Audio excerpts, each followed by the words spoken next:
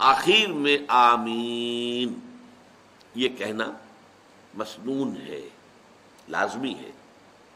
اور نوٹ کیجئے کہ یہی آمین یہ یہودی بھی کہتے ہیں، عیسائی بھی کہتے ہیں.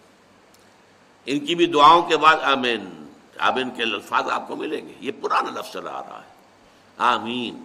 ظاہر بات ہے کہ یہودیت جو ہے وہ بھی بگڑی ہوئی شکل ہے نا، آخر وہ بھی اسلام تھا. حضرت موسیٰ علیہ السلام کا دین، سب کا دین اسلام تھا، دین حق ایک ہی ہے، یہی حضرت عیسیٰ کا تھا. تو آمین آپ کو ملے گا.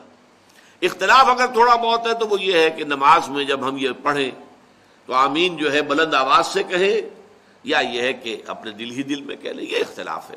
کہنے میں کوئی اختلاف نہیں، کہنا ضرور ہے، وہ اخفاء کے ساتھ یا اظہار کے ساتھ، یہ اختلاف ہے.